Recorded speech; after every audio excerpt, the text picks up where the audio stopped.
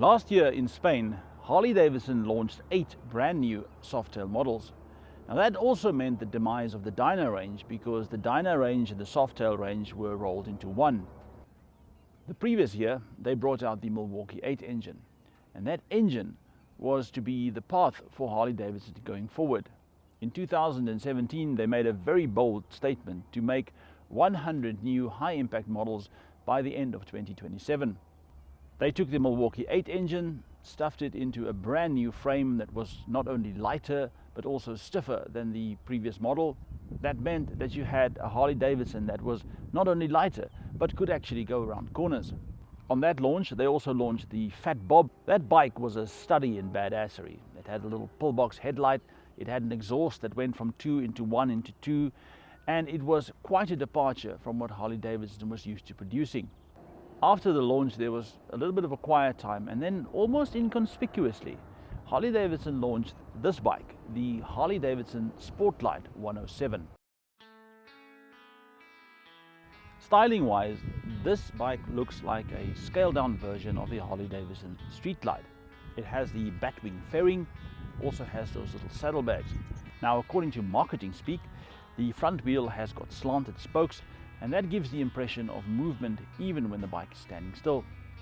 I think, like I said, marketing speak, I think this bike looks absolutely gorgeous. This follows the classic Harley-Davidson lines, and to me one of the prettiest ones in the Softail range.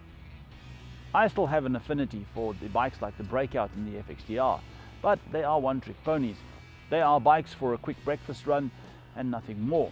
This bike was conceived to be an urban commuter.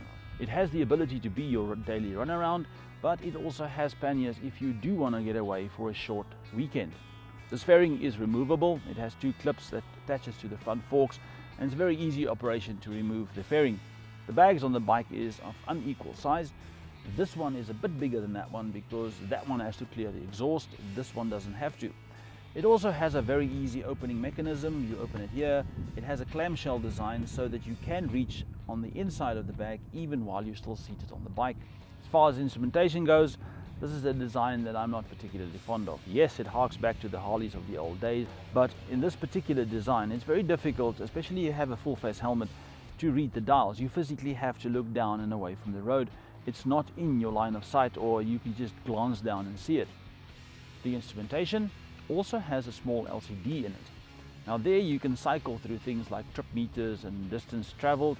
It also has a range to empty indicator, and it can also show you the engine revolutions. One thing to note though is that the fuel range on this bike, once it gets down to the 40 k's or 30 k's mark, you better get to a fuel station quickly because the bike was already starting to splutter on fast pullaways.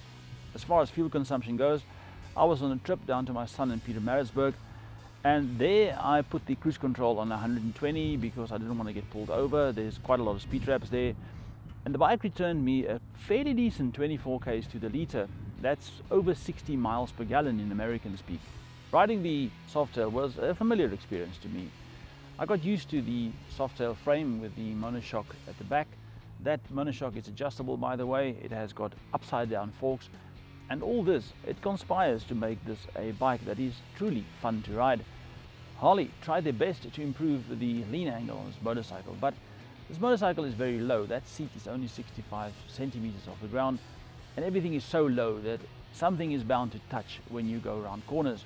Now the heels of my riding boots can attest to that. All the lighting on this bike is LEDs.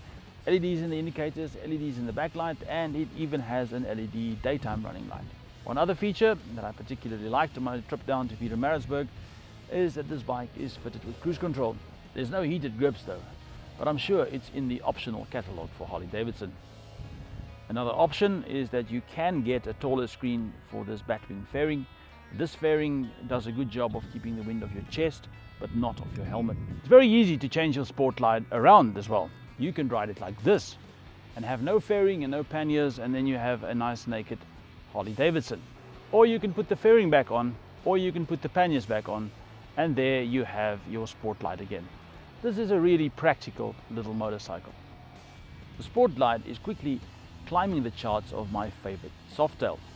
You can use this bike as your daily commute because it is an incredibly easy motorcycle to ride.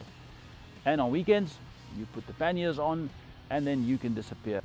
I had this motorcycle for 2 weeks, and in that 2 weeks, I grew to love this little sport glide.